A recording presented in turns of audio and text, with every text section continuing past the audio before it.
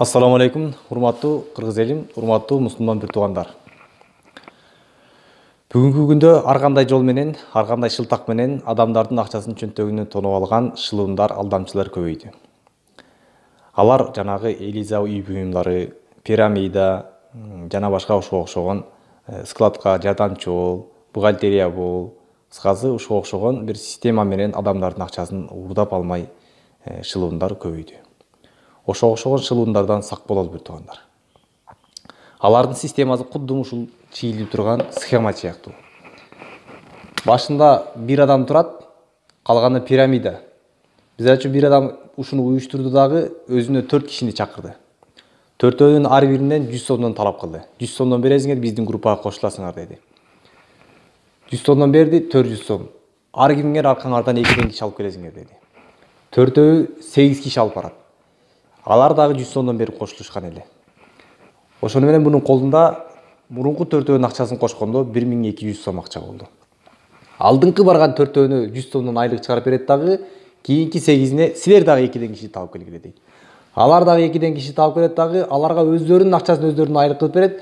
Булардан түшкөн акчаны кандайдыр бир 20% 10%ын буларга айлык кылып чыгарып берет дагы, кыскасы тамырлашып кете берет да. Буларга эч кандай сырттан акча келбейт. Эч кандай сырттан эч ким каржылабайт. Булар ушинтип өздөрүнүн акчасын өздөрүнө айландырып эле, акыр этеги акчанын дайыны табылбай калат бир туугандар.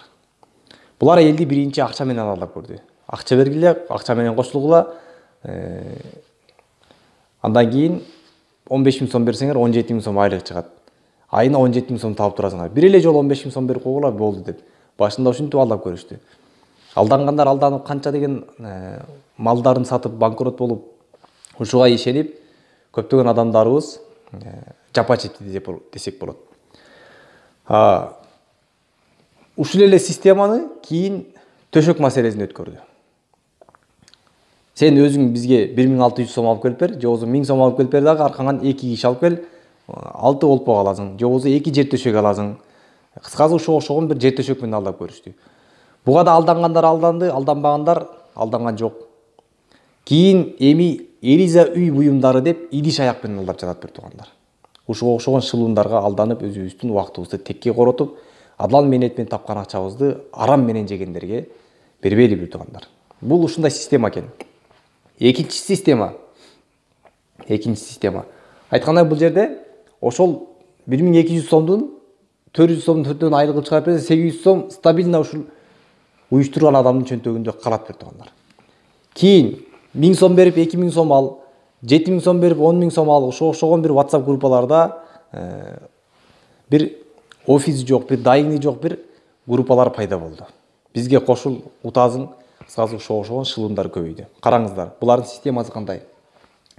Сиз 2000 сом бер деп кошул дедиңиз. Бирөө ишенди дагы 2000 сом берди. Ага окшогон 100 киши 2000 сомдон берди. Ошондо 100 кишинин акчасы 200 000 сом акча болот. Бул шылуун ошонун шарт 20сына 7000 сомдон айлык чыгарып берди дагы, калган 80-ин кийинки очередти күткүлө деп койду. 20сыны 2000 сомдон көбөйтсөк, 7000 сомдон көбөйтсөк 140 000 сом акча болот дагы, 60 000 сом ушуну уюштурган адамдын чөнтөгүндө кала берет бир туугандар. Буга окшогон шылуундар өтө көп. Кээ бирлер мейли 2000 сом баштан көчсө садака ала албасам эмне кылайын, койчу деп көз жумуп кое берет. Кээ бирлер болсо ошол 2000 сом үчүн жандалбастан бүгүнкүдөй дүрбөлөңдү тополоңду чыгарып берет бир туугандар. Мындайча айтканда булардын бардыгы ашыкча баш оору.